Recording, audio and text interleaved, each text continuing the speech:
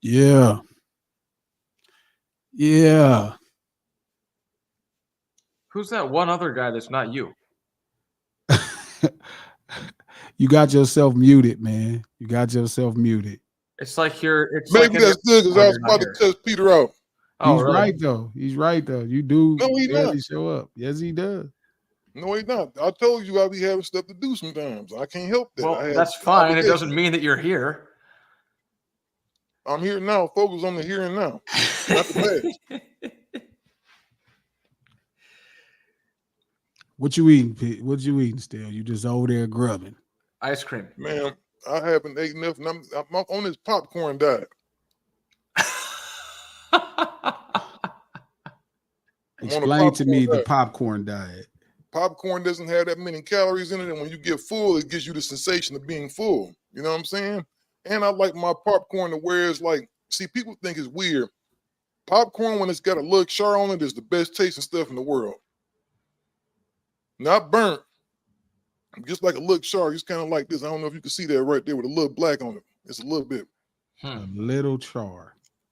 It's a little bitty char on it, you know? It's the best stuff in the world. So you like burnt popcorn? Not burnt, slightly burnt. I think you've been traumatized, man. Like when people like eat food based off the texture, I think that's like a representation of people who like, you know, something happened and you just thought that this was a good idea. Only you would make that equation, bro. Yeah, because everybody else eats something based off the taste. Why eat I like the way it tastes. You really like the way it tastes. Mm-hmm. My mom likes the way burnt shit tastes too. Have you tried it, though? Not on Have I purpose. tried it? Yes, I've tried burnt popcorn, but never wanted to eat burnt popcorn. Burnt popcorn, it's not burnt. It has a slight char on it. A slight char. Just like I like my steaks blackened. Oh man. Yeah, it's just. But I'm gonna stop eating now because that's rude to be eating on the show. No Ceilings Live, the lunch hour. Shout out to everybody in the chat. Click the link below, right? That's No Ceilings, the podcast. That's why we did this. What was that owl blood reference? That Andre Fresh King or something like that? Shout out to Andre. That's what I was saying when Kendrick was spilling Drake blood everywhere, owl blood everywhere. Well, you know what, G? And actually, I'm keeping with the theme of the show. It's the lunch hour. So while doing this, we should be eating lunch with the people. Yeah, but their lunch, not ours. Yeah. We could eat lunch too. Like if somebody actually paid us to eat lunch. Well, they did last week. Yeah, Squishy came through last week. Yeah, Squishy. Shout out to Squishy. Squishy came through last week. She's going to be the guest of honor at our honorary fans barbecue. Yeah, I agree with Pete. Wait, y'all had some barbecue last week? No, we're planning a barbecue with our super chats. Yeah, an appreciation lunch barbecue. hour. Yeah, that would be hard. We did really good with our super chats, so we wanted to do like a special barbecue for them next, like coming up soon. Yeah. Well, let me ask you this. Okay, if we go do that, who go do the barbecue? And me, obviously, right? Still, you from Cleveland, y'all don't barbecue good. We barbecue better than anybody from California. Don't got no good barbecue. No. You know what? I got to give a shout out to the brothers in Compton, as I was about to tell a lot. Exactly. The brothers in Compton, they have some, and I can't remember their name, but name Kitchen Corner. It's called Kitchen Corner. Kitchen Corner Barbecue. If y'all around by the Compton area, even if you got to take a trip, it's worth the drive. They got the best barbecue I've had since I've been in. Actually, Texas got the best barbecue, but their barbecue tastes like Texas barbecue. Texas barbecue is the best barbecue in the country. No. Yeah, hands down. Yes. And Memphis is good too. Yes. Texas Memphis is like number 3. Texas is not it. Texas is number 1, Pete. No. Peter, I don't know if you qualify to talk about barbecue. I qualify. I've covered the barbecue map thoroughly. It's a passion. You haven't had because you're from California originally, so you don't know nothing. Yeah, but I've had barbecue all over like 20 states. So who would you say got the best barbecue then? What state? Oh, it's tough. There's a kind of rib that's named for the city of St. Louis, and I've had some St. Louis amazing barbecue things is not good. St. Louis barbecue is overrated, dog. It's horrible.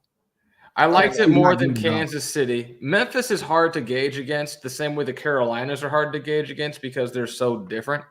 Texas is better than Tennessee Nah, barbecue. Texas is my least favorite.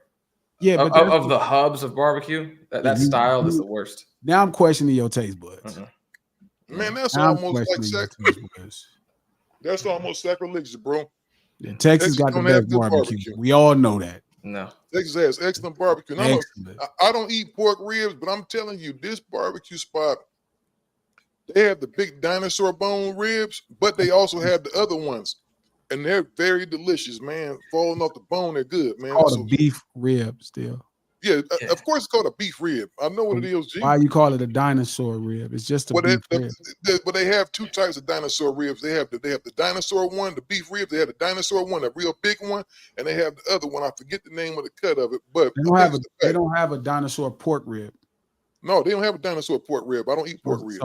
So any beef rib is a big rib. Some of them have more meat, but no, I think it's fair to say Tennessee got the best pork rib. No, this is what I was going to tell you, bro. Hold on. Now, I thought that before, like you, that the only beef ribs you can get with the big dinosaur ones, they have a flat back one, dog, that's very, very good, and it's not skinny. You know, usually the back ones don't have that much meat on them. Yeah, but these are very meaty. That's a cut still. It's all from a rib of a cow. So the cut of it could be like a thinner cut of the meat, but yeah, the beef ribs are the big rib. There's no small cow ribs.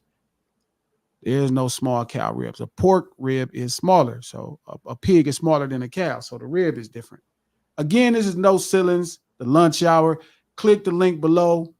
Listen to the No Ceilings podcast. A new one was uploaded today. Subscribe down below. Executive produced by Charlamagne the God, Black Effects, iHeart. And this right here is the No Ceilings lunch hour. We do this Monday, Wednesday, and Friday at noon. Y'all pop in, show some love. Shout out to everybody who circled back.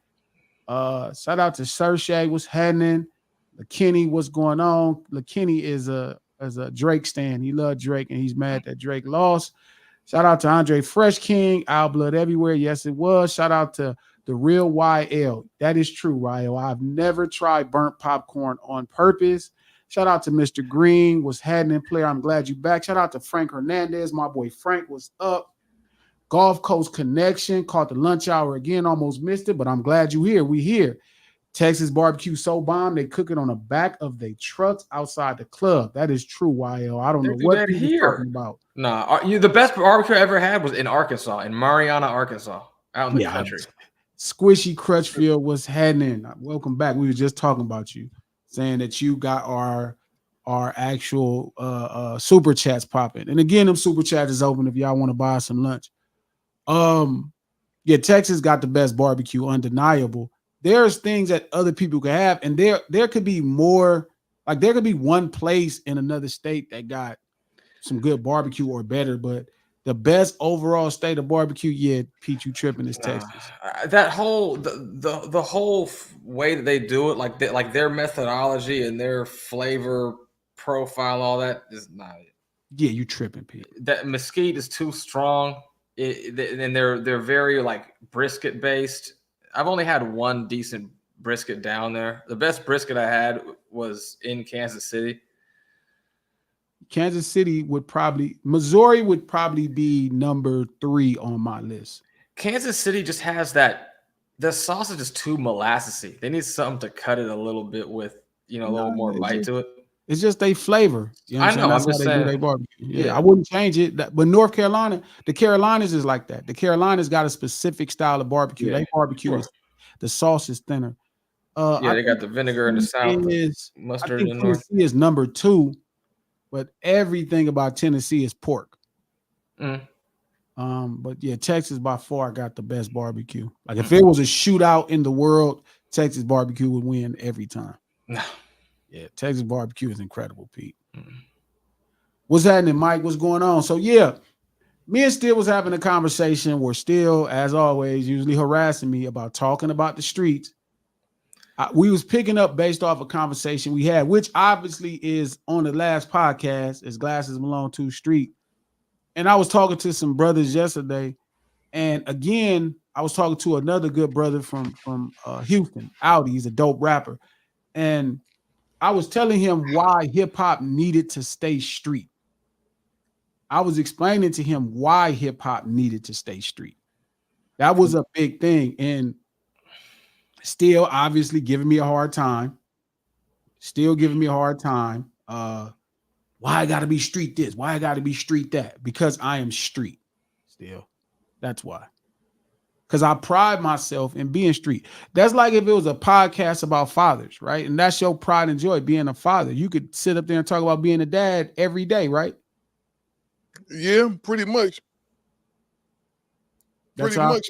But I don't know if I would want to talk about that every day though. Why? Because it's people out there, I want to relate to a lot of people. Some people out there that don't know what it is to be a father. Yeah, but then why would they look? Why, like, you spend your whole existence trying to relate to humans.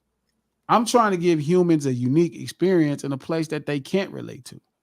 That's what hip hop is all about. It ain't about being relatable. People want to have the type of fun we have. That's why mainstream people buy hip hop. They want the journey, the escape from real life. If they didn't, they would just listen to pop songs like what's that boy band? NSYNC. NSYNC. Yeah, if they wanted to hear songs that they could relate to, they could listen to NSYNC. They wouldn't come listening to this 1% of the population that has this unique experience. Or they might just listen to the Boys to Men. Same thing. That's just Boys to Men, ABC, BBD. The East Coast family. I still think that was a West Coast diss. They was getting at y'all. Why was they getting at us still? They said because it's the East Coast family. The East Coast family. They was letting you know, see. Well, they didn't mention Cleveland. Well, they don't have to mention Cleveland. Can't y'all let them see us. Y'all not a part of the family. Cleveland, one of the best, greatest states in the union. What? Ohio is Cleveland is one of the best cities in the union. Ohio, period. That's why you stayed there so long.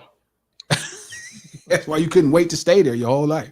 You haven't been back there in like 25 years. You know what? I was just back there 2 years ago, and I'm going back again in another 3 months. You going to visit? I might go back there to live.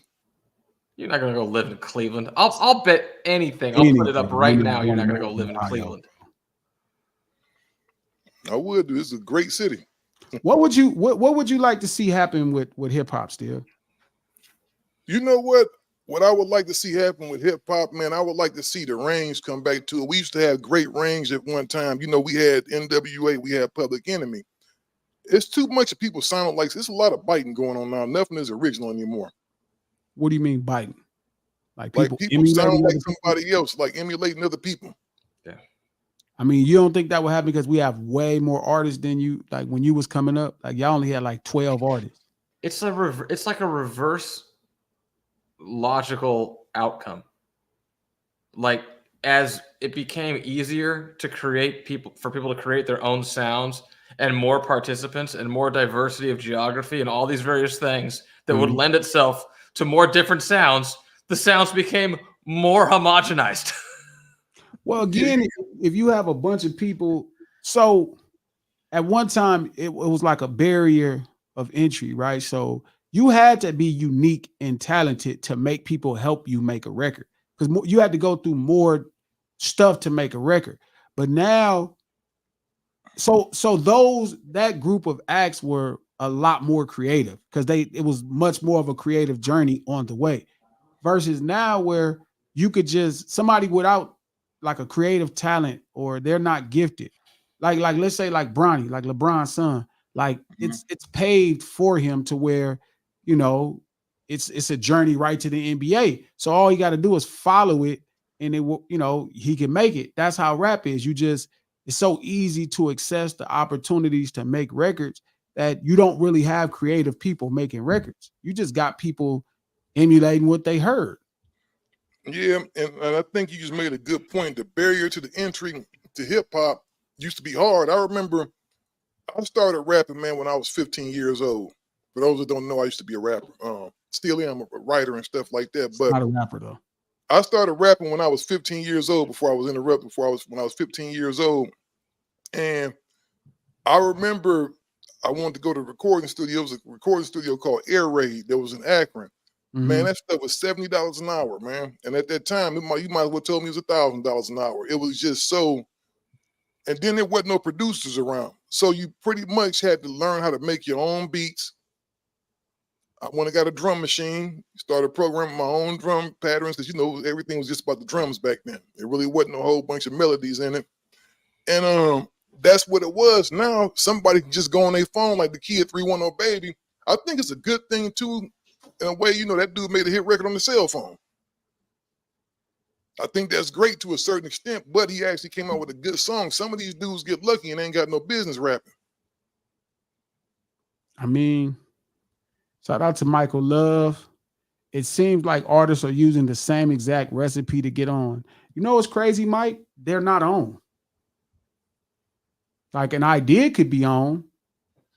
They can hustle, but they're not on. People are not getting on. On is different. Yeah, on, and I'm gonna tell you what the problem is, G. Some people get lucky, right?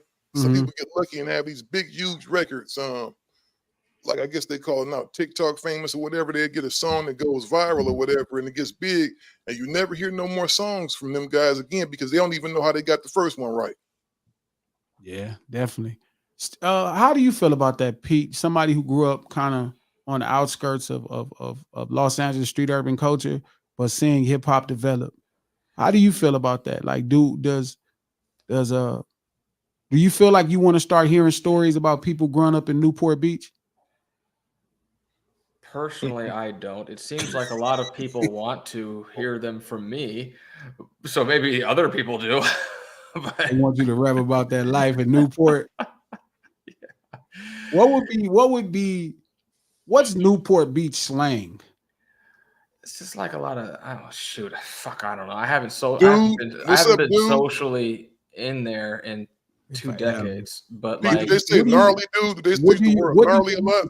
What do you remember coming up? Years. It was pretty basic. I don't know. It just sounded like a lot of kind of surf culture, kind of, and skater culture defined most of what it was. That was about it. Being that close to the water. I wonder how a hip hop album would sound if somebody was talking about being a skater. I mean, a surfer. I think what's crazy is I think skating has a street urban culture about it. Like, you remember all the movies coming out when we were younger. You're a little younger than me, but you remember like Gleaming the Cube. Like, they were thugs to some degree. I'll never forget. It was a police academy. I think it was Police Academy 4, and the skaters were like the thugs. Yeah, they're kind of rebellious. They don't want to, go with the grain. They're supposed to skate. Yeah, they always want to skate. Like, they would be the funniest thing that I observed, like in high school, about all the skaters was they were never at school during school hours, but they were always at school after school hours. Oh, when nobody was there, so they could skate. Yeah, I'd come out from like practice or some shit at like 7 o'clock, and they're here, and I'm like, "What? You showed up to school at 5?" Yes. It was the stupidest shit in the world. I was so fine. Go start skate somewhere else. Still, let me ask you a question. Did y'all have a skater culture in Cleveland, or was it too poor to afford skateboards back then? Yeah, it was. That was more of a West Side thing. People on the West Side would skate. They had skateboards and stuff like that. A few brothers on the East Side did too. They actually had, man, you know what? Poverty is the father of invention. We had dudes who would make their own skateboards in wood shop class. Necessity is well, you know what? I'm not mad, because if necessity is the mother, or I could go with poverty. Yeah, I know what I was saying. I put my own little flip on it, because I do think when you're poor, you think of things more like we had our own sleds. My mom wasn't gonna go out and spend $50 on those sleds for me, so we made our own sleds. Do you remember when you first got to Long Beach and you seen that skater culture, like the stuff TK and them was a part of? They're a little younger, but do you remember it? Yeah, I remember it. That was like a real street thing to do. Like, to me, the Insanes, it was not a lot. Don't use the term a lot, but with the 20s and Insanes, they had it right. There was a lot of brothers that skated, bro. You're right. Yeah, they had a different vibe down there, for sure. Yeah. Long Beach is definitely one of those cities, man. When I came, this hood, but yet it's suburban. Yeah, it's like the just going to like I remember first going to like big track meets, the like the Dominguez crew, like their culture, the Compton kids versus like the Poly people from Long Beach, that they were very different crowds. I had a really dope conversation. So shout out to Problem. Problem is my brother, man. Like I have a ton of great conversations with Problem. Uh, Me and Problem met back in 2005. I went to his house and did a song at his house. Mhm. But Problem really reminds me. So there's a movement of hip hop artists. It's gonna sound crazy, but there's a movement of hip hop artists that truly hate. To me, they hate the streets. And still, I think you kind of felt. I know it sounds crazy. I know it Jason sounds Martin. crazy. Yeah, Jace. Yeah, I forget Jason that. Martin. I'm Now I crying. know who you're talking about. Yes. But there's a movement of people who truly hate the streets, but they're trying to be in hip hop. And I think in their mind, they separate hip hop from like its street urban culture, reflected artistically into just like a genre of music. When you say hate the streets, do you mean like how do you mean in that sense? And in what sense are they trying to participate in hip hop? Like they're trying to be like educated activist types who hedge against that, or they want to be disassociated from the streets and pull any street type of vibe out of hip hop. Like I don't know how exactly you're saying. Okay. Yeah, and it is a little complicated. So let me just break it down, right? So there's a like even Manny, like Manny that do Ace Boy. Shout out to Ace Boys worldwide. My boy Manny. Manny is the same way. Where okay, you have to come to a couple conclusions. One conclusion is hip hop is definitely street urban culture personified through the arts or elements, aka the arts or elements, right? That's the first thing, right? So it is the artistic expression or the elemental expression of street urban culture. It's not just DJing, it's specifically, right, how these people DJ. It's not just rapping, it's specifically rapping and talking the way these people talk. It's not just dancing, it's the way these specific people dance. It's not just graffiti, it's the way these people do their thing, right? That's the trick. That's what make hip hop hip hop. So you'll have people in the artistic side, like let's say a Problem. Me and Problem argue all the time. In Problem's mind, he's not a street nigga. Problem did all kind of street thing, right? The only thing that Problem feels like separates himself as a street guy is he's not a gang member. And I think that's the confusion for most people in Los Angeles. Most people feel like you're not street if you're not from a gang. And it's the exact opposite for somebody like the Giants, right? The Giants are guys that's not from a gang, but they street, right? Problem is the same way. He's a guy that grew up, in West Side Paru, but he's not from the gang. So he considers himself a civilian. And I'm like, Problem, you're not a civilian. It's like Steele. I have to convince Steele more times than not that he's a civilian. Because in the back of his mind, Steele was this kid who grew up in Long Beach, trying to do the right thing, still find himself. Again, his mom for sure said, if somebody hit you, hit him back.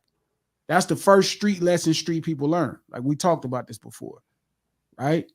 And I tell Still all the time, like, you don't have to have a street approach.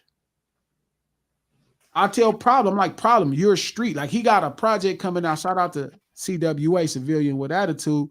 But it's like, that shit sound crazy. I'm like, you're not a civilian. And he like, well, I kind of am. And I always ask him, I'm like, bro, like, would you hang out with a snitch? Still, would you befriend a snitch? Oh, you know I wouldn't. No, I'm saying like he at your job and he just a snitch. Well, that's the difference is he's at my place of employment with me. He's not my friend. That's not my homeboy. I wouldn't hang out with a snitch. After work, would you socialize with that guy? Probably not, because snitching is a character flaw. Yeah. It's damn, exactly. Yes. It's a lack of accountability. It means you don't want to be accountable, and that means that you probably go blame me for some stuff you do and get me caught up in your stuff. Or you ain't gonna take care of your kids. or you're not gonna pay if you owe me. Like it's a character It's flaw. the symptom of the disease, not the disease itself. Yes. Yes. It's the lesion. Yes. Yes. Yes. So yeah, shout out to everybody in the chat. Shout out to the homie Fats. I see you.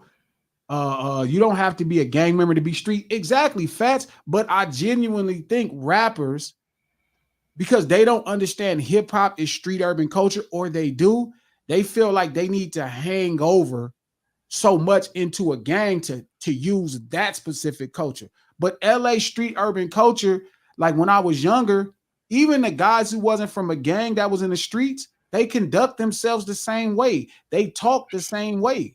They may don't use specifically every exact, all the language, but they do for the most part. Everybody I know from Long Beach, right? Everybody I know from Long Beach says cuz. Most people I know from Inglewood say blood. They don't even have to be from a gang.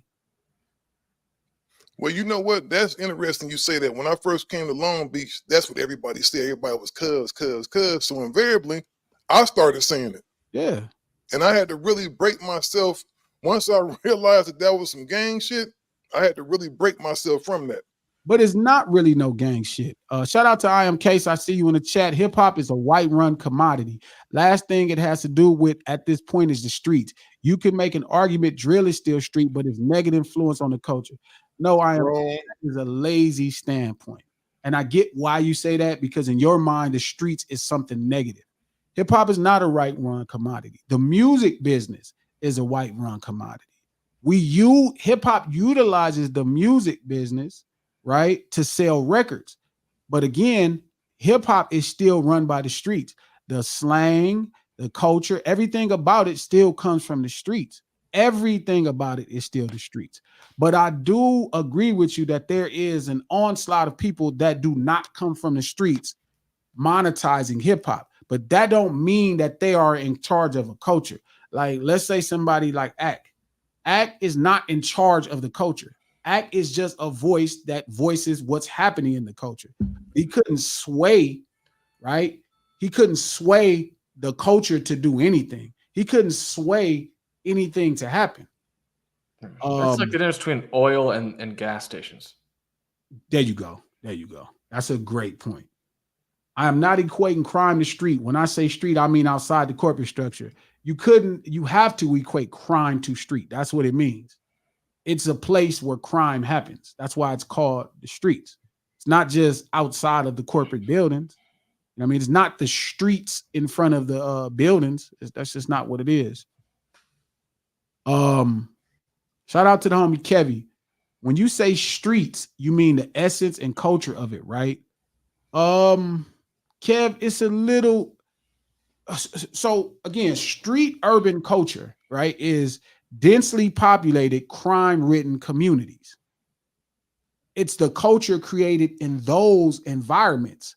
That's what hip-hop expresses artistically. You get it? Like when you see Jay-Z represents New York, Brooklyn drug dealing, Marcy drug dealing, New York drug dealing. So the way he talked, when he used quarter piece and he used certain language that specifically only we understand culturally. Well, that's I think why it works. You know what's messed up, though? I do think if you're a rapper coming from the West Coast, if you're not affiliated with no type of gang, it's going to be hard for you to get on as a rapper. But see, and I think that's where people feel like this is where the disdain comes from. Like, to me, when I listen to Problem Talk, like, this is the disdain. That's the belief. It's not true. All you have to do. Who has gotten popular on the West Coast that wasn't a part of a gang? I'm not talking about the people from a long time ago. I'm not talking about Young MC and them. I'm talking about right now. Ice Cube. Well, Ice Cube played like he was part of a gang, though. No, he like didn't. he was from a gang. Yes, he did. Tell me one time Ice Cube said cuz. This is a gang and I'm in it. He's talking about NWA is a gang. That's what I'm saying. He was a gangster rapper, though. He fronted like he wore khakis. He had the whole. That's not a he front. Had the whole image. His whole imagery was based on him being a gangster. When you first came here, you wore khakis. Yeah. You know how I know that? And I never saw a picture with you wearing them? Because still, everybody dressed that way. everybody lived their life the same way because it was poor. Khakis was cheap. You crease them up, you fresh. That's ghetto fresh in LA. Cube talked about gangster stuff. Once upon a time in the projects, all that stuff. How So is you would that? How is assume, the projects gangster stuff if it's so just you would poor assume people? that you would assume he was from somewhere. I thought Cube was a gangbanger for the longest. That's your ignorance. That's not him That's not saying. ignorance. That's the image he's portraying. How? Just his subject matter. He was talking about Everybody street goes to the gangbanging stuff. project. If you poor still, everybody goes to the projects. Look, If you go to meet a girl, she lives in a project. What does that have to do with you being a gangster? Yeah, Cube was a gangster rapper. No, again, that was something that white people laid. Cube rapped about the realities of things happening in South Central. Yeah, you tripping, dog. He played like he was. I ain't gonna say he played like he was a gangster. No disrespect to Cube, but he did put that imagery out there like he was a gangbanger. He wasn't like How if he never said he was a gangbanger? He never said cuz. He didn't didn't have to. You know what, though? a lot the of thing guys is, didn't though. Like at that MC8 time. never said he was from a gang. Yes, he did. No, not in his early records. No, he didn't. Saying Loke as early as 92. That don't mean him saying Cube said low. So no, not one time. Cube never said low. Cube did say low. Tell me once. Yes, he did. Show dogs in the house. What up, low? No, that wasn't him saying that. Somebody else said that. But he had Loke in his thing, G. No, he never said he was a gangman. Yes, he did. He did had a whole not. lot of gang speak. And no, Cube, you're and Eight never said I was from Trag New. He never said that. No, 8 has said cuz and Loke in songs. What song 8 said cuz in? Again, it's current, but that's not the point. He said Yeah, Loke. it is the point, but I'm telling you, nobody ever put that out there. They was from gang Cube. They was doing the same stuff Cube did. Eazy-E never said I'm from Southside. Eazy not from Southside. Or wherever he's from.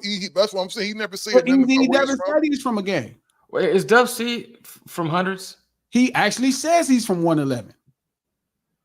When?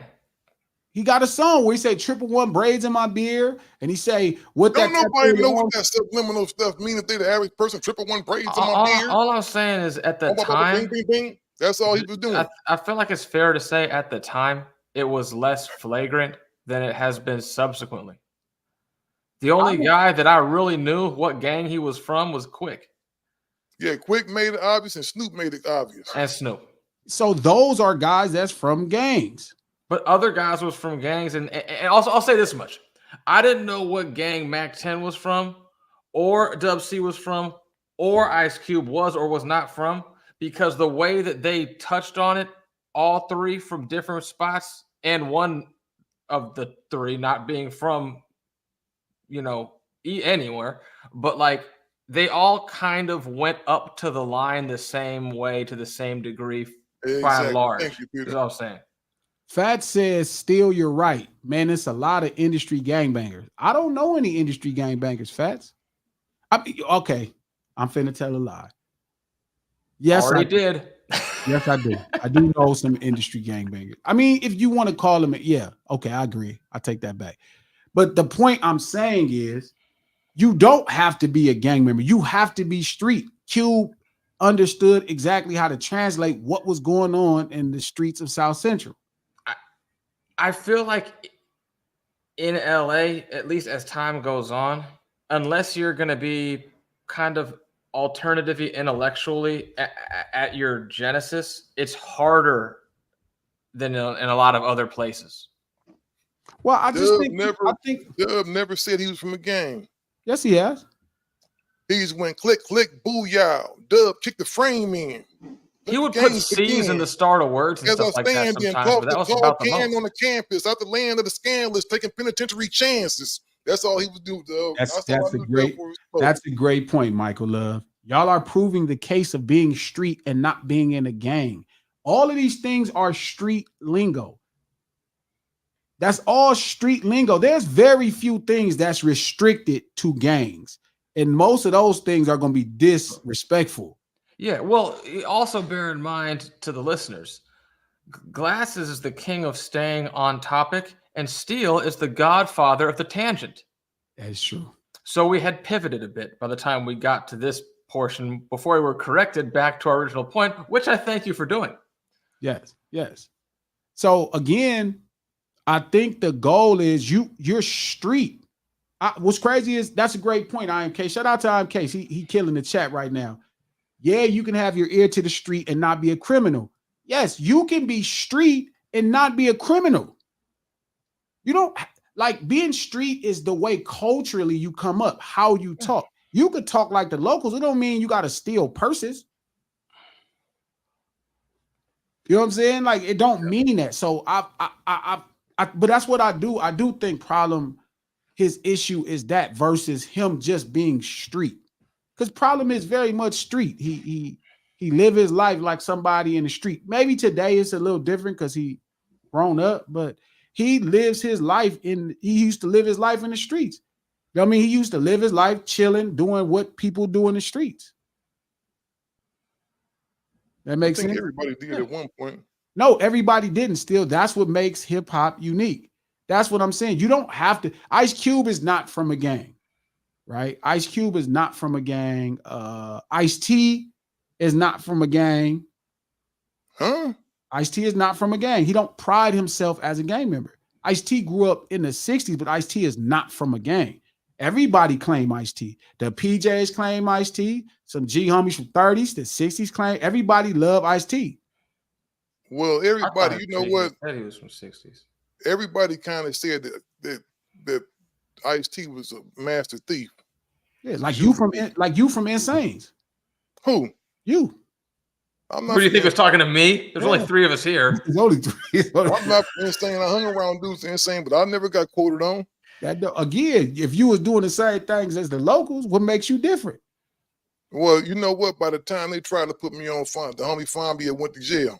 But they was telling him if I was gonna keep doing certain things, that I was glad to be from the hood. Yeah, if you was hip to shout out to Harlem on the Rise. Oh yeah, that's hard. Harlem on the Rise. If you was hip to early K-Dot, he was a street criminal. His homies was banging too. K-Dot is from West Side. Yeah, like Quarter again, on or like kinda. No, that nigga from West Side. I don't give a fuck what nigga say. No, answer the question. Did I think he caught? So gangbanging is weird, right? You don't actually have to get put on. If you grow up somewhere culturally, you from there. I understand that. Yeah, so like certain people, everybody don't get put on. Some people just from the hood. It's just how it is.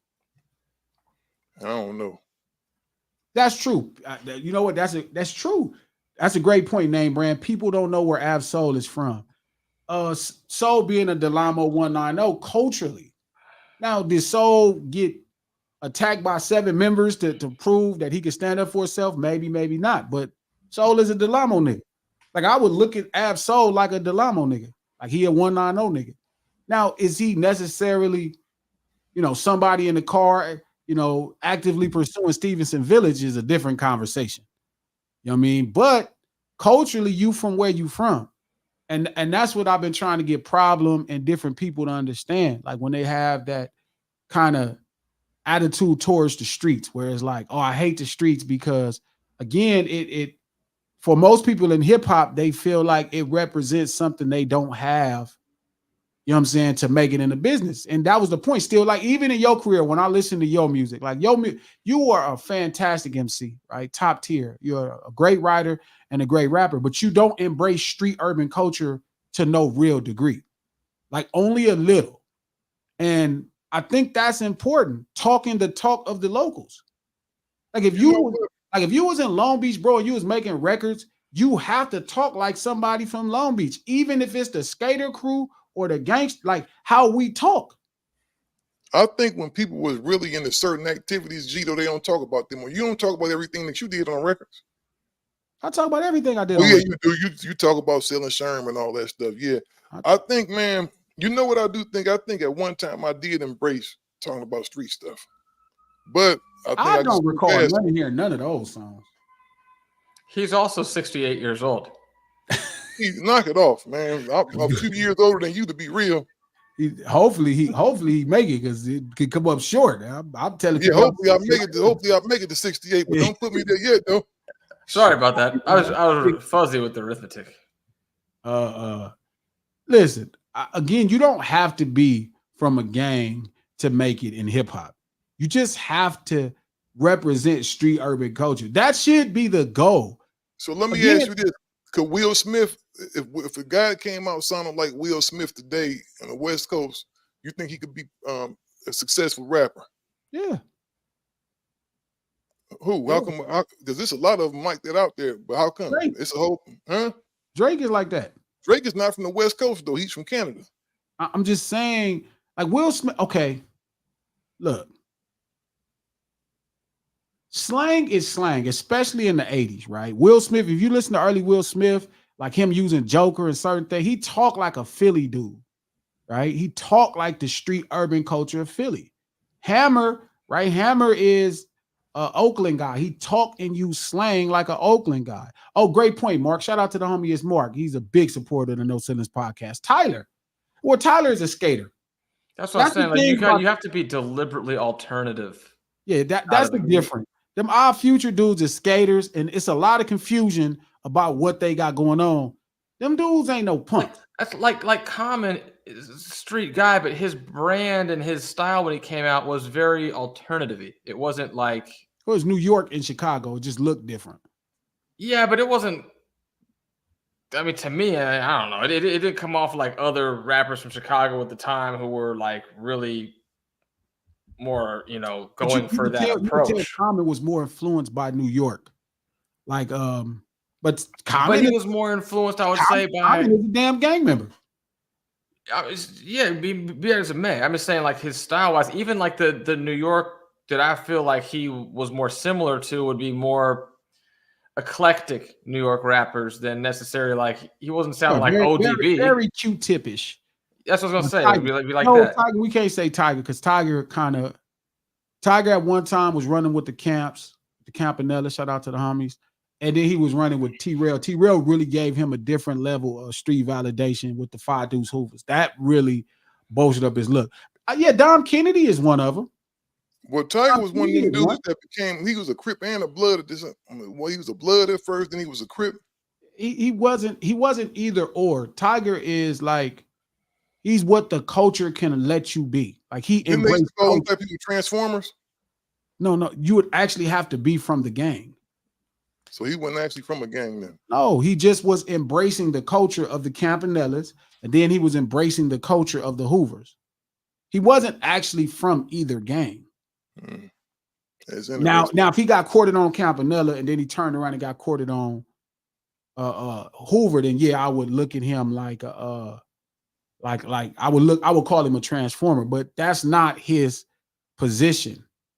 He didn't get courted on either gang. They embraced him and he embraced the culture itself. Or we would have to call him Bloody Cuz.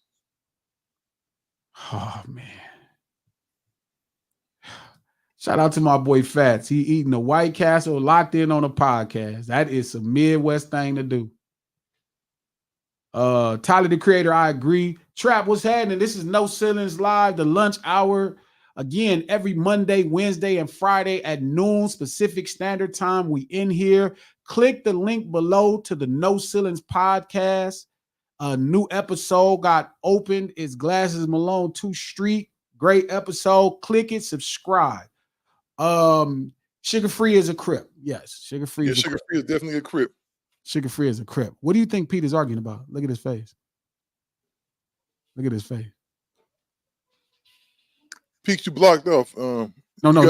He argued. He muted it on purpose. What is he talking about? So in LA, do you need to stand next to members to make it? No, Name Brand. I don't think you have to stand next to anybody to make it. I think you have to represent some level of street urban culture. And that's only to make it in hip hop, because some people can make it with just rap, like Drake, where you could just be a rapper. Like he's a pop star, but he's a rapper. See, you just said the same thing I said, but you told me I was wrong when I said it. What? I think you do have to embrace street culture in order to be a successful rapper. No, there's two different things. To be a successful hip hop act, you don't need to do it to be a rap. Post Malone is a successful rapper.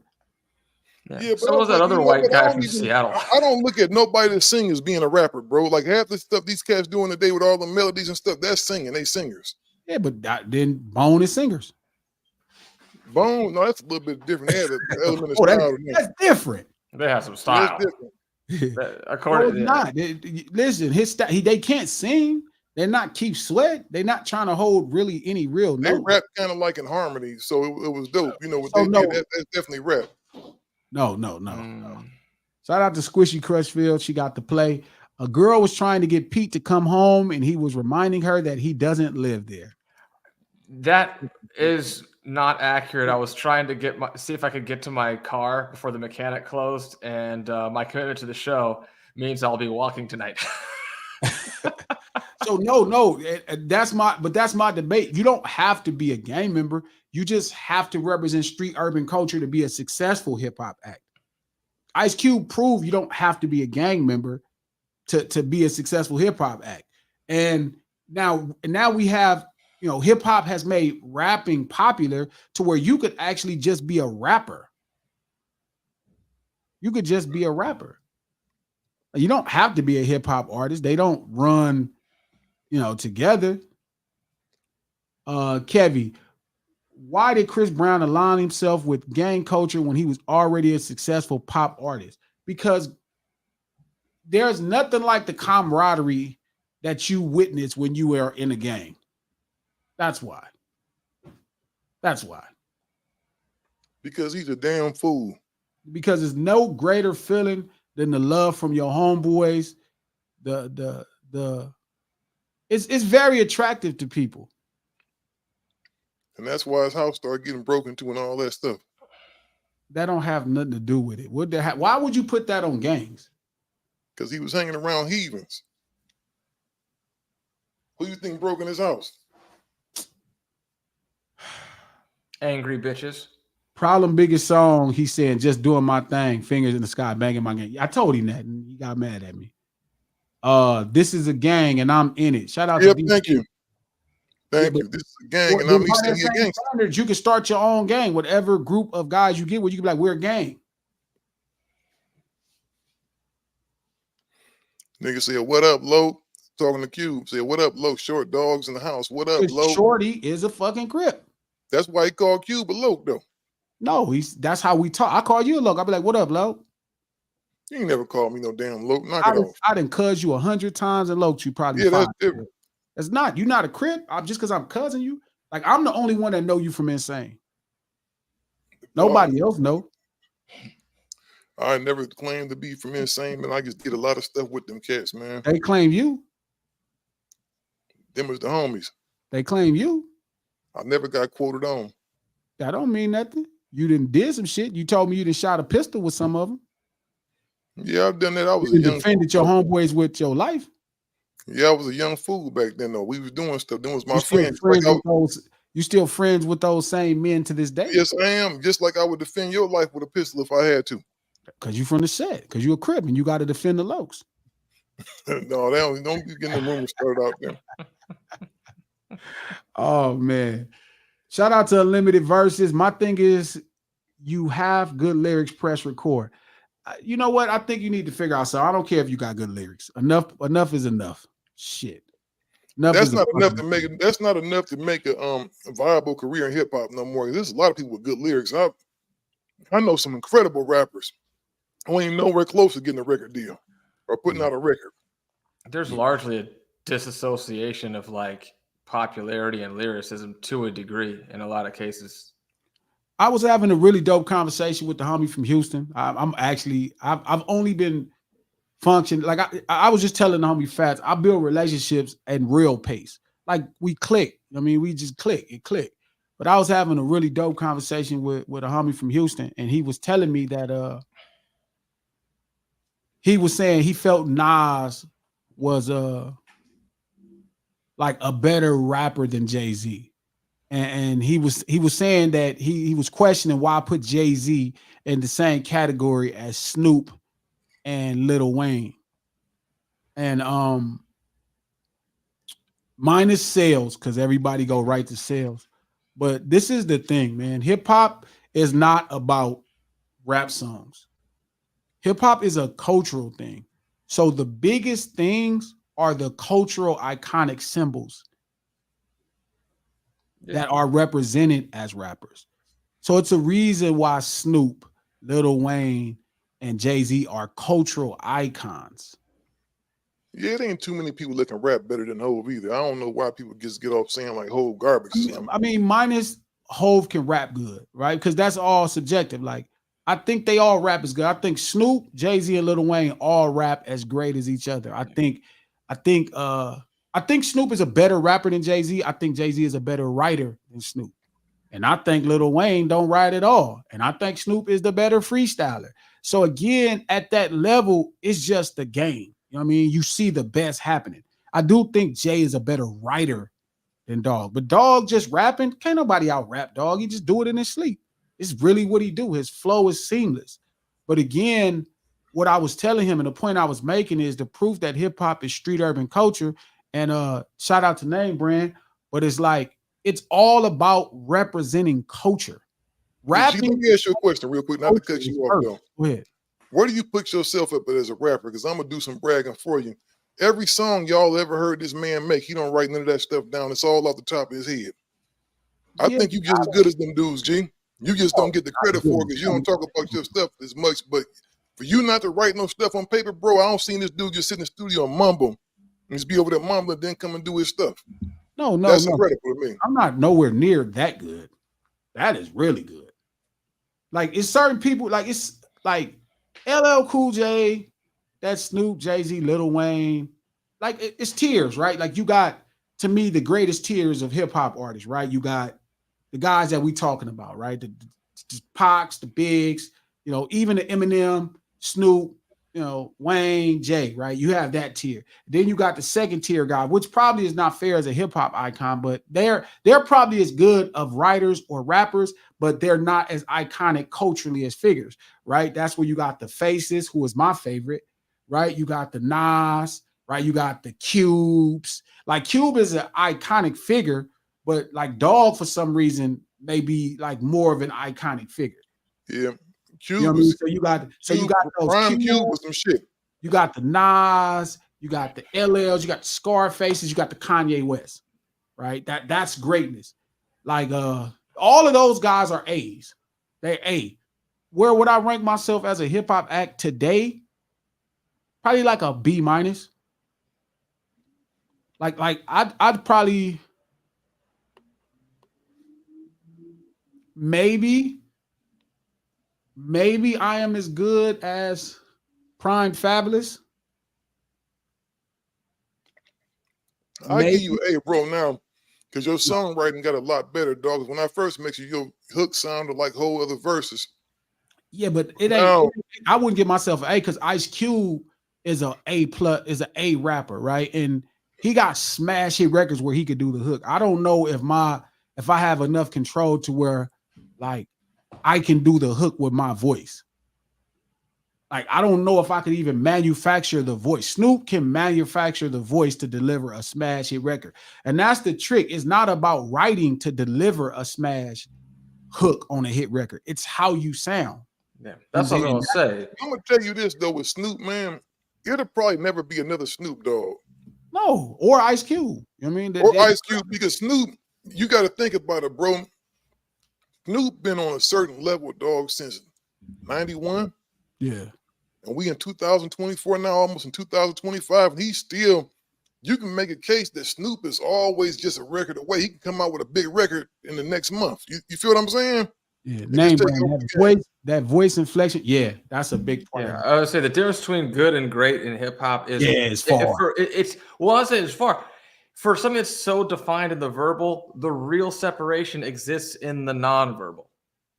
Well, I mean, even when you look at the separation from Eminem and Kanye, like to me, it's a lifetime. Like B minus to that A, like Eminem is an A plus. Kanye is probably an A minus as just a rapper, as a hip hop. Well, you know, I love Kanye, but Kanye don't write all his own stuff either, though. I think that's important. Again, we're not talking about writing, right? We talking about rapping.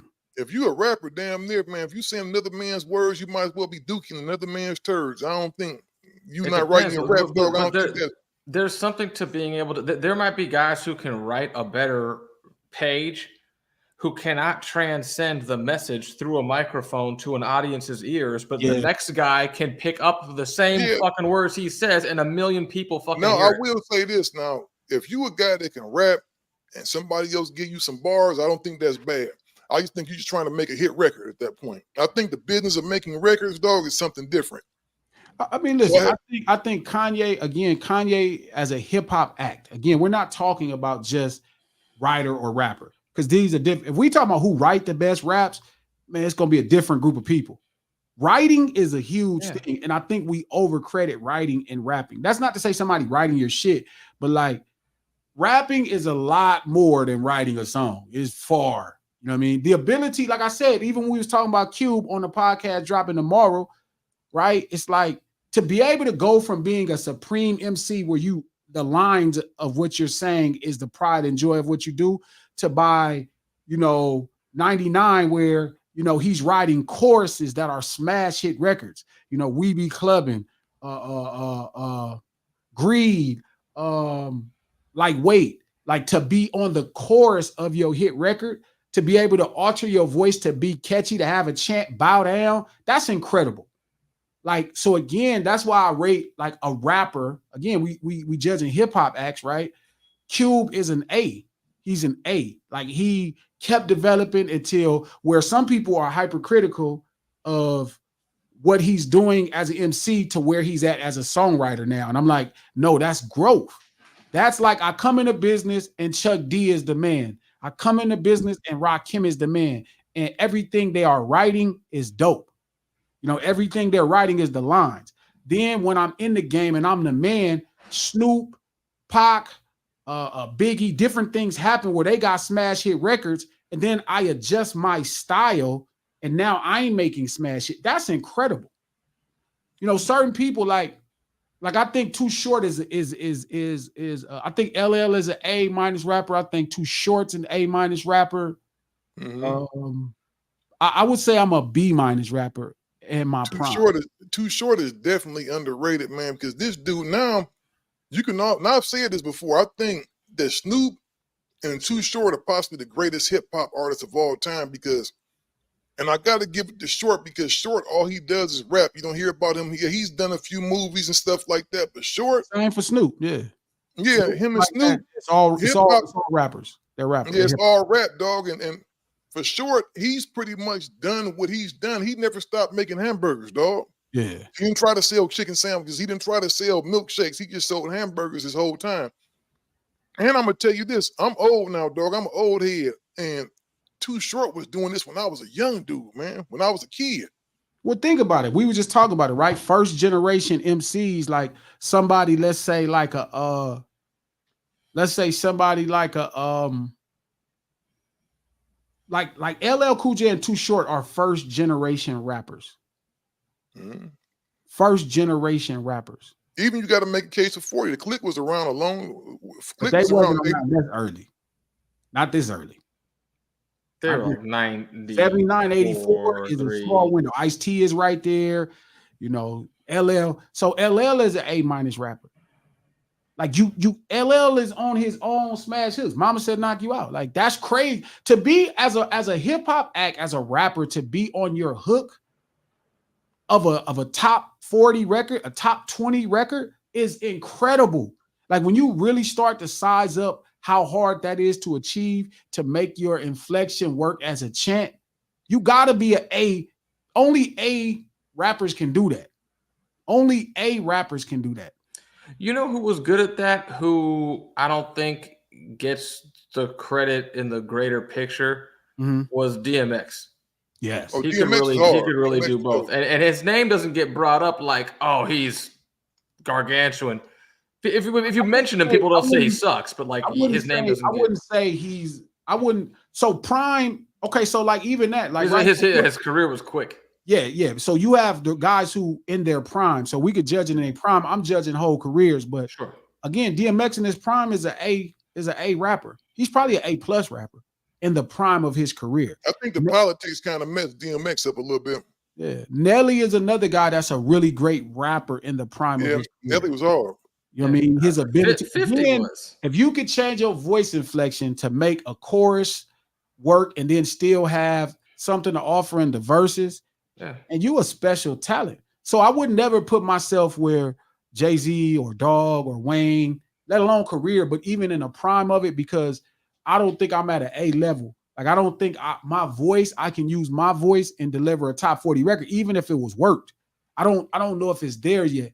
But okay, bro, I'm going back to a conversation me and you was having on text with Short, right? okay. Short, dog, this me and Glasses, you first started in 1980, right? That's right, 10th grade, 1980. You realize I was 10 years old then, dog? Yeah. Was famous around the Bay by 82. I was 12, dog. I wasn't even one. And this dude was a monster already, dog. Like, Think you about gotta LL. understand. But that's why I give so much credit to I argue with the homie Trap from Queens all the time. The way they treat Nas is the way they should treat L.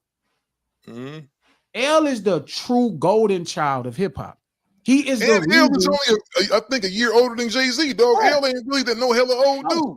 No, he 1 year older than Jay-Z. Mhm. Yeah. So I wouldn't. So again, back to me judging myself, I wouldn't grade myself an A or even a B plus, because a B plus is like right now. Glasses as a West Coast act is probably as good as Prime, Fabulous. I think I can be okay with saying that. Not bars. That nigga be doing dope punchlines. We do something different. But what I do at this level, I would say I'm as good as Prime, Fabulous is right now at what I do. And I don't know, because Fabulous still might be a little closer to Well, a I'm B gonna tell you plus. this, bro. I think all we missing is a hit record, dog. I really think that if we could find that Nate Dogg record, dog, if you'd have put that Nate Dogg record out, Yeah. it'd have been over with. You should have just paid him that. What do you want? 200 for that record? No, 70. He wanted 70. You should have paid that dude that 70, Yeah, bro. right. I was wrong. Yeah, you're right. You Now I should was have paid wrong. him that 70, bro. You should have I paid didn't, Nate I didn't that even 70. understand what records were, so that was dumb as hell. Who else is a B plus? Who's a B plus rapper? Tip is probably a B plus I rapper. don't know. I gotta give Tip an A, dog. Prime Tip was hard, dog. Yeah, but I wouldn't say he's quite as. I feel comfortable saying B plus. There's a reason why he's kind of niche. It's that gap.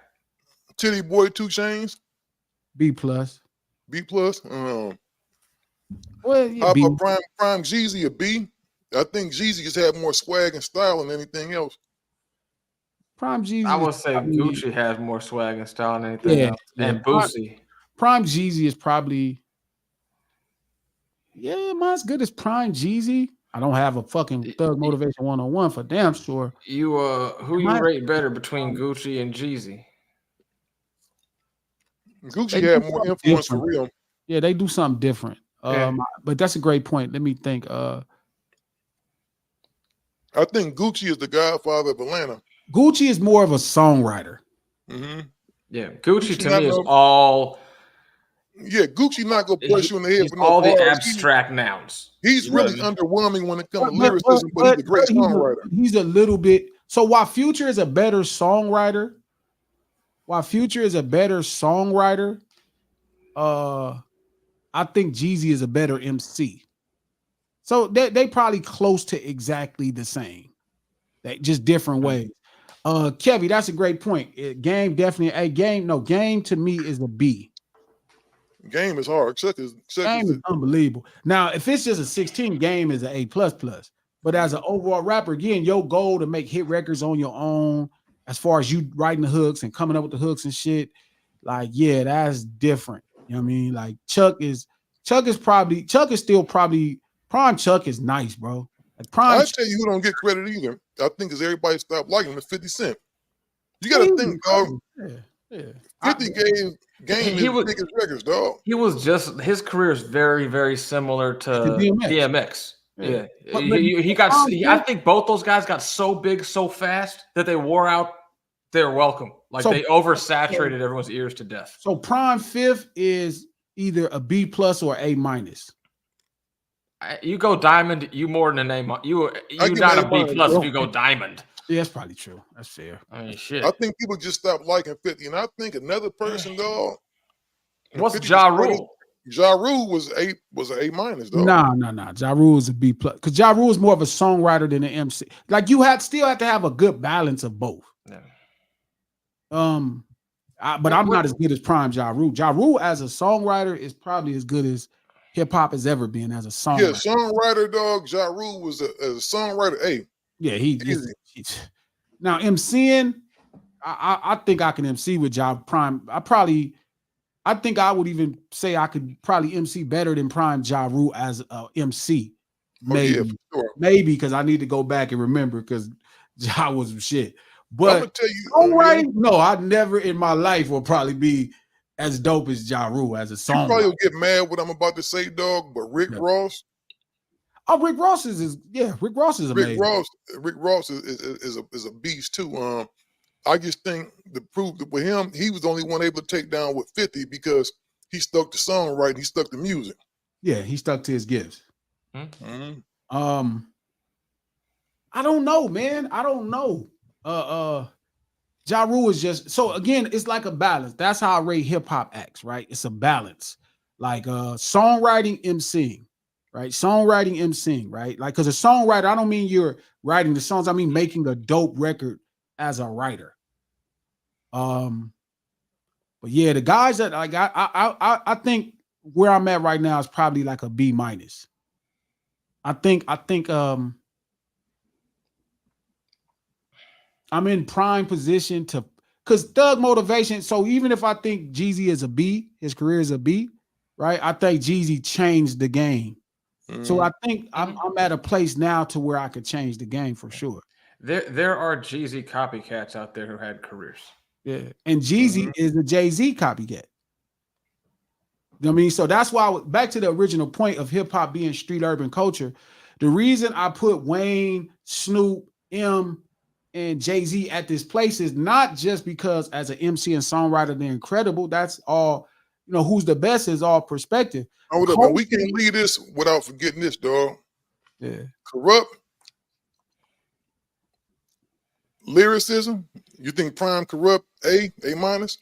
Prime Corrupt is incredible as a MC. Right now, I do songs with Corrupt right now, and I be thinking to myself, like, man, I think he kind of got me. Like right now, like I got a song. What was that line he had, dog? I got a song on Fuck Glasses with Corrupt and Exhibit, and I find myself, I love doing songs with Exhibit and Corrupt because to me they are superior MCs. So Exhibit is definitely from the West. Rapping, dog. Rapping wise, Exhibit is A. I got to give him a straight A, dog. Not to be played with, you know what I mean? But and he's a great songwriter too. Yeah, he's an underrated songwriter. I agree. And I'm gonna tell you this: what I love about Exhibit is he loves the culture so much. Exhibit would bring a rapper in that's not as popular as he is, dog, and make a whole album with him. Yeah, just to get him right. He's taking Birdie in there and done that, dog. He's taking you in there and done that, dog. He's a dude that loves rap. But he really is. He loves the art, bro. And he a cold like a West Coast low rod nigga. Core game is impeccable. That nigga, man, I love X, man. But back to the point, I love doing records with Corrupt and Exhibit even today because they're superior MCs. And I'll be listening like, damn, that's how I keep gaining. That's how I keep gauging myself as MC. Because when I get on songs with them, like, you gotta rap. You gotta rap, bro. You gotta rap to be an MC. To MC with Corrupt and Exhibit, you gotta rap, bro. You can't play with them. But back to the point, where would I judge okay. Back to my point. I'm sorry. So hip-hop being street urban culture, right? Hip-hop being street urban culture, Jay-Z, right? Minus the brothers that passed away because they Pac and Big shit went to another level. But the guys that are breathing air, Jay-Z, Snoop, Wayne, and Eminem are cultural icons. They're they're iconic culturally in ways that exceed past them just being musicians. Oh, Eminem is ridiculous. Huh? Eminem is ridiculous. Yeah, all of those guys. And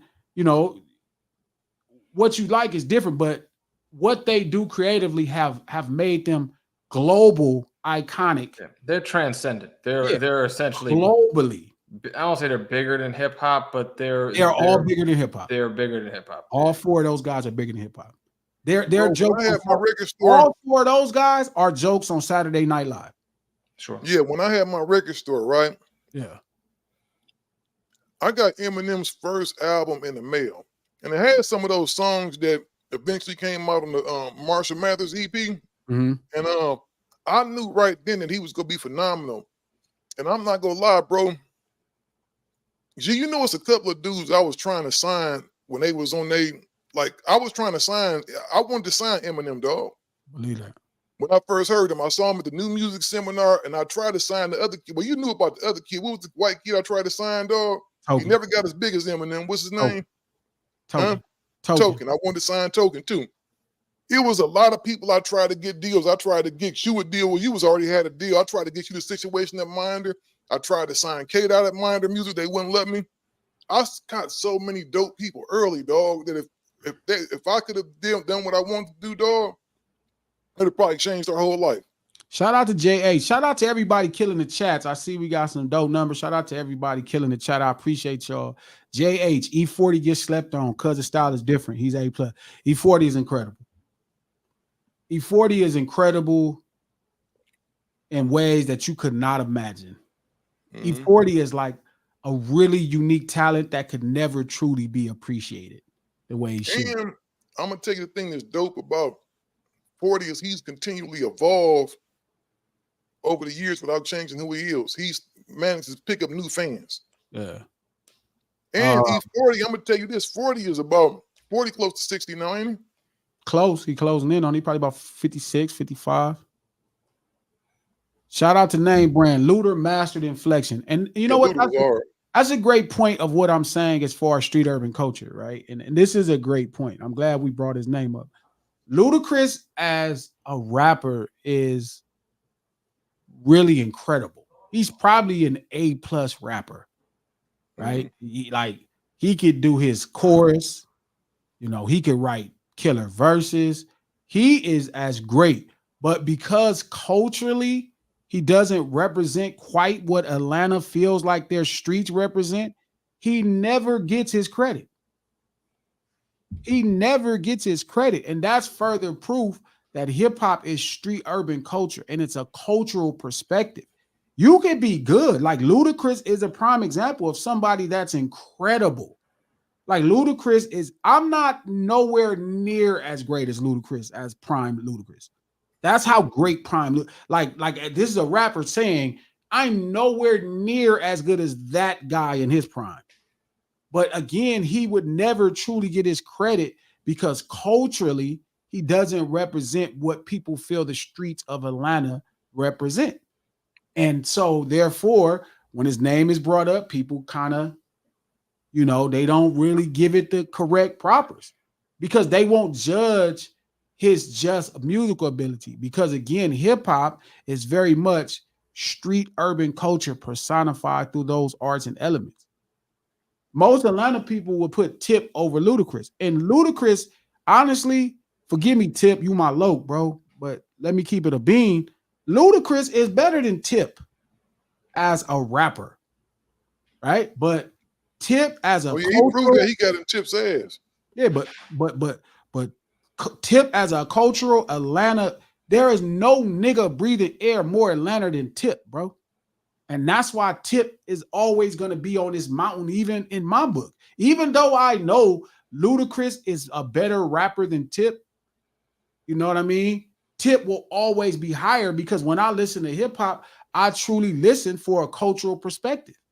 I'm going to revere more, even though I know a ton of Ludacris songs and I know his albums.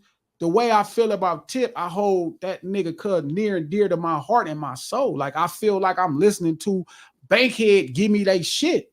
And that shit is important.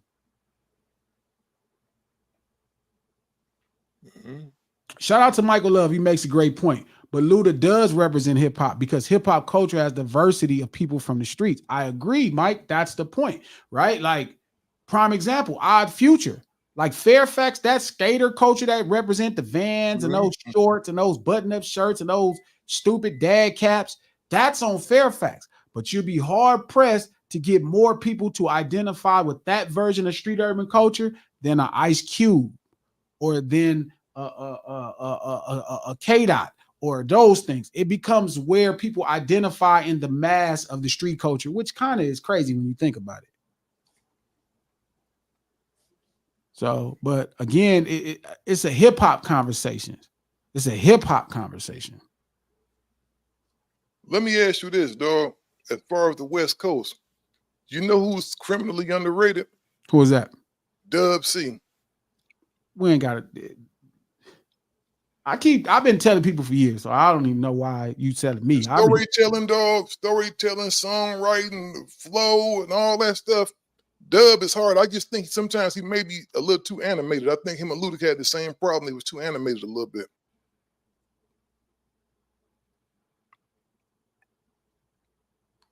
I think you're muted. You on mute, G. Yeah, I was having the phone. But yeah. So no, yeah, like hip hop is street urban culture. Oh, somebody just said Project Pat. I've been saying Project Pat is probably the most influential, the most Memphis in the world to us. And I'm gonna give y'all some news right now.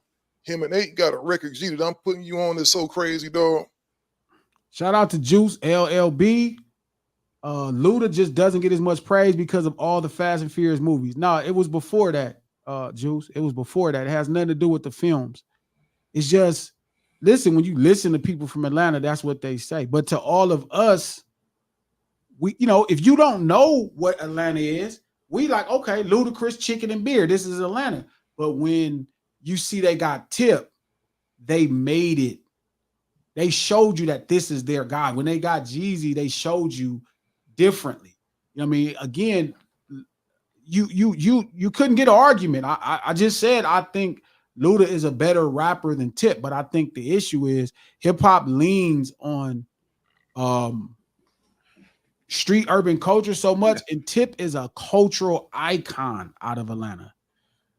Sure. And I think that like the way that if the fan base is like a solar system, like the gravity is there's more gravity in the middle of it, you know what I mean, than on the outside part. Yeah. The fans of the genre like to identify with the person they're listening to the most.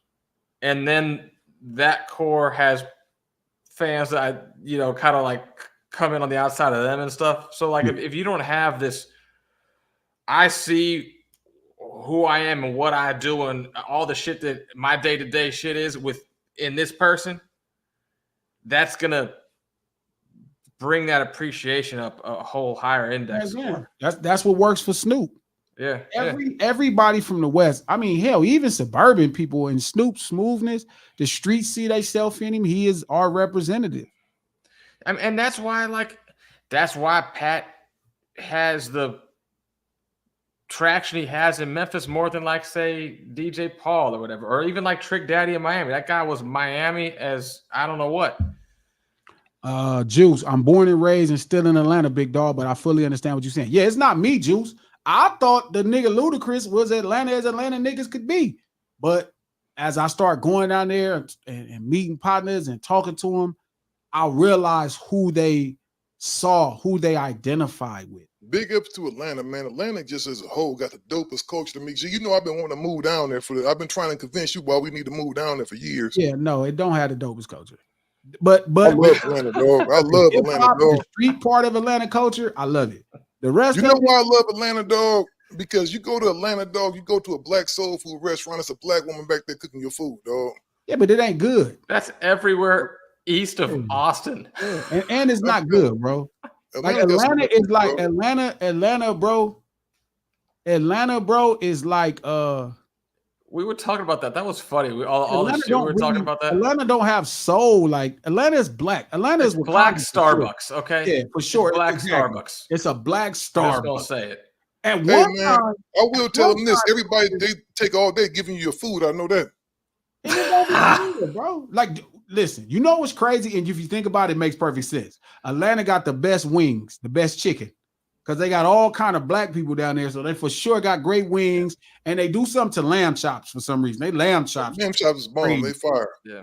I don't know what them niggas have figured out about lamb, but they got something right. But the worst place in the South to get soul food from is Atlanta, for sure. Yeah, I don't disagree. Shout out to Ismark. Atlanta is the black all-star game. It's so many folks from everywhere. Great point. That's the issue. It's turned into a giant fusion. It used to the point where it's like there's no more Atlanta anymore. It's like hyphenated Atlanta. Yeah, Atlanta. I'm a New York Atlantan. I'm a Charlotte Atlantan. Yeah, Atlanta used to be way cooler. Way. Real Atlanta was the shit.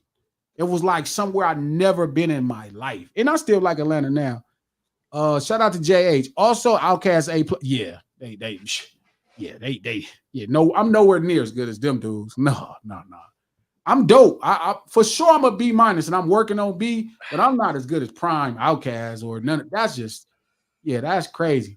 Shout out to Name Brand. Our Future is an anomaly in LA, and it's hard for non-members. It's not, they're not really. Yes and no.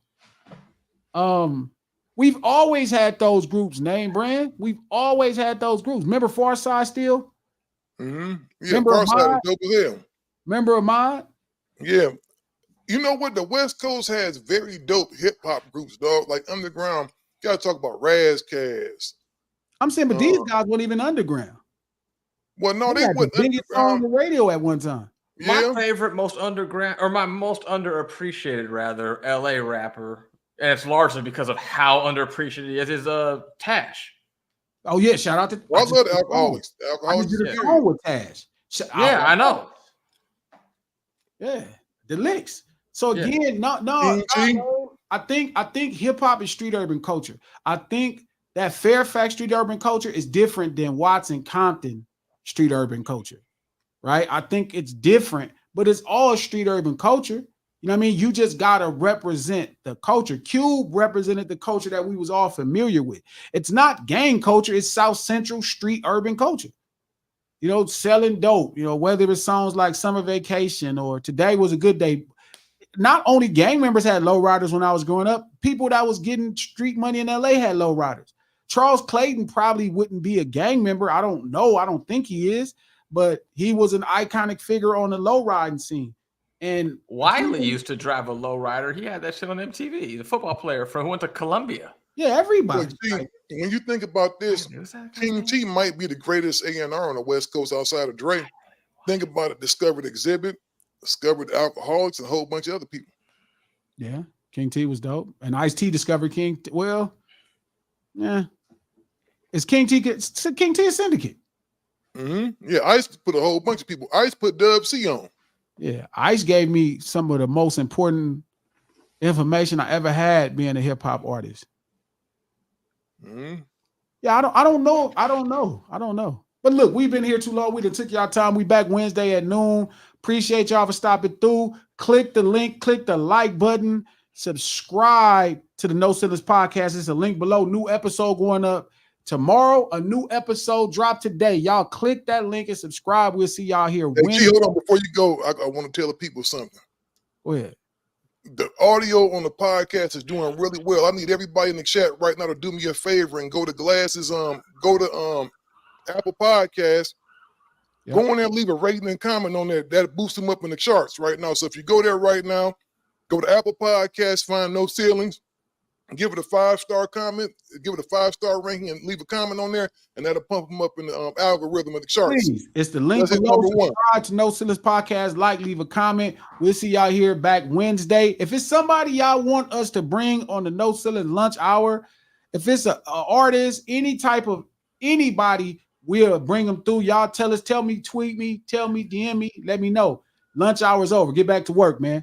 Oh, I was gonna say you can't have lunch without iced tea. That's my request.